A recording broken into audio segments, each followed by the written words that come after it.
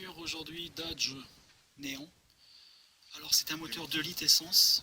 Le client se plaint que son voyant moteur ici reste allumé sans symptôme. On démarre le véhicule. Et le voyant, donc classique, le voyant moteur reste allumé. Ce voyant nous prévient que la norme anti-pollution n'est pas respectée. On va vérifier avec l'appareil de diag. Alors intéressant ici, on vient d'effectuer la lecture des codes, donc c'est un 2004.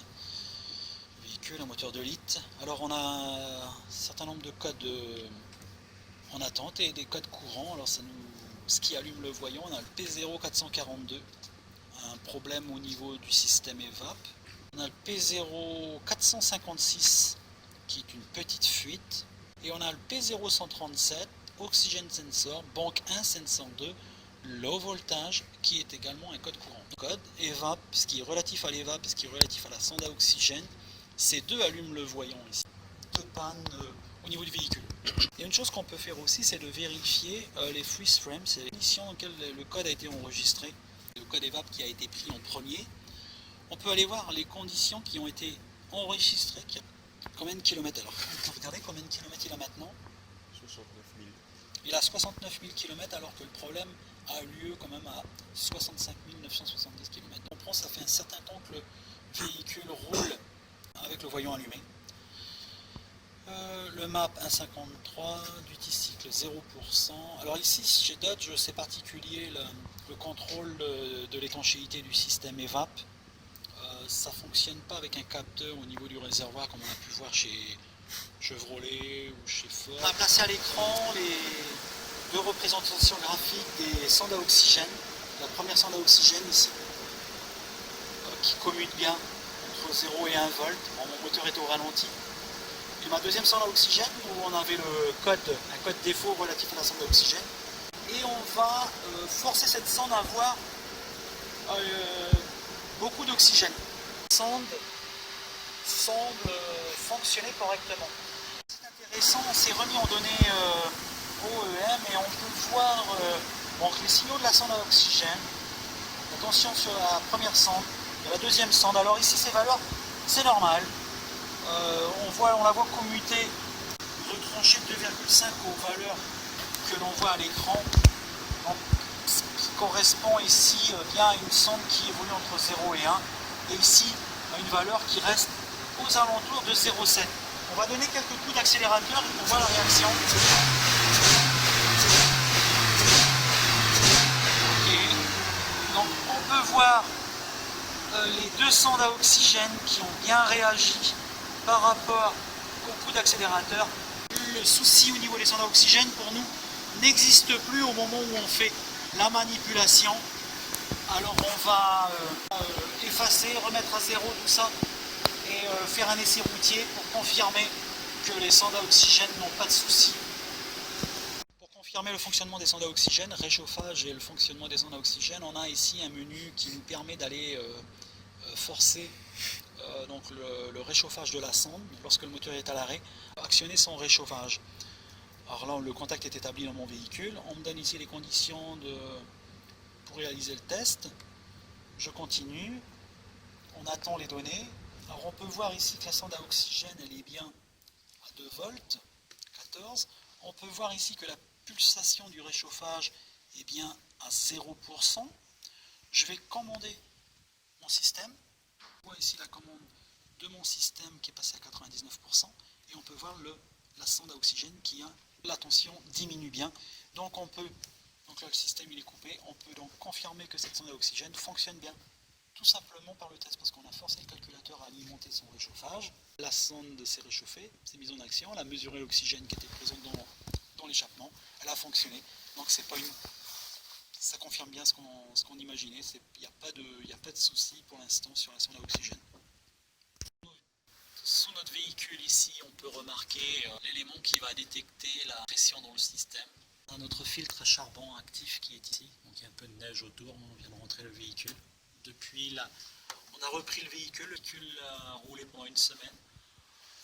On a effacé les codes sont pas réapparus, c'est normal. Les conditions ne sont pas réunies pour faire un test d'EVAP.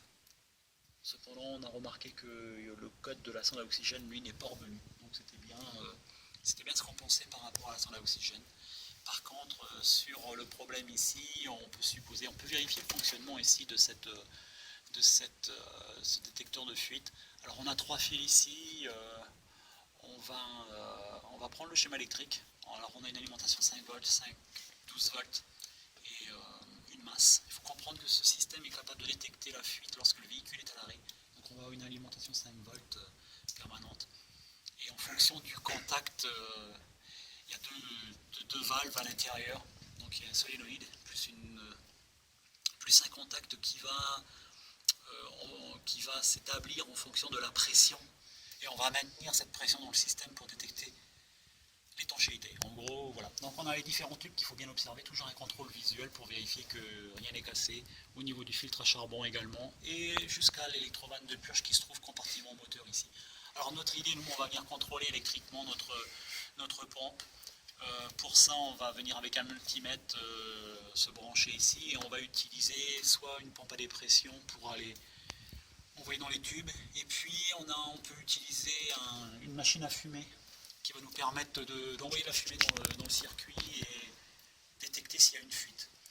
Les fuites aussi petites que 0,5 mm doivent être détectées par le système. Donc visuellement, on ne peut pas voir ce genre de fuite.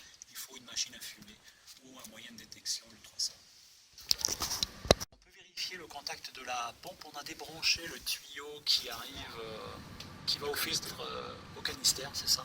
On a branché une pompe à dépression à la place et on a mis notre voltmètre ici en sortie sur notre contacteur. Lorsqu'on vérifie, on a bien un 5 volts. Je vais appliquer une dépression. J'applique une dépression. Alors il faut une toute petite dépression. Il suffit donc pour que la tension passe à 0. J'applique ici un coup de pompe simplement et on peut voir la tension qui est tombée à 0. Donc on maintient cette dépression à l'intérieur de notre pompe pour vérifier l'étanchéité. Donc si on maintient plusieurs secondes cette tension, alors c'est que le système est étanche et que le clapet à l'intérieur, le contacteur ici fonctionne bien. On peut vérifier également le fonctionnement avec l'appareil de diagnostic du solénoïde à l'intérieur. Donc attention à la masse. Ok, on remet la bonne masse. Et si je libère ici ma pompe, voilà, on retrouve bien notre 5 volts ici. Donc le contacteur ici, ça fonctionne bien. On est plus ici donc sur un fonctionnement, sur un problème de fuite dans le système de vapeur. C'est ce qu'on va contrôler en utilisant la machine à fumer. Alors dans le mode commande avec notre appareil de diagnostic, je rappelle, on peut commander la NVLD et également la purge. Contrôler que l'électrovanne à l'intérieur de notre pompe fonctionne. Le bruit, donc électriquement, elle fonctionne et mécaniquement. On a contrôlé également la purge, c'est correct. Si je commande, donc le contact est établi dans mon véhicule. On attend quelques petites secondes. Alors je ne sais pas si on va entendre. Je recommande et on peut entendre.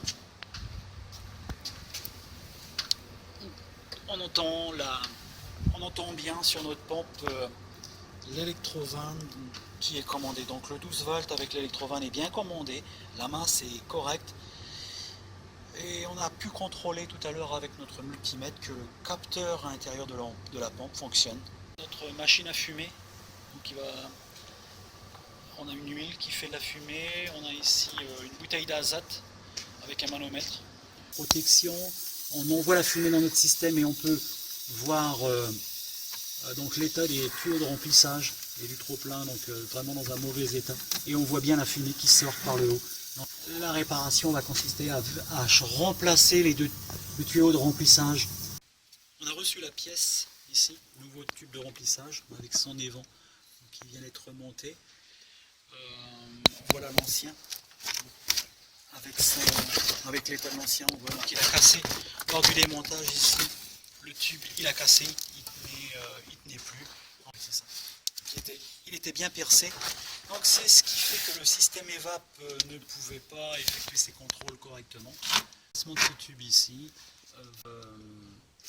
on va corriger le problème et tout va rentrer dans l'ordre. Donc ici une réparation terminée, quasiment terminée.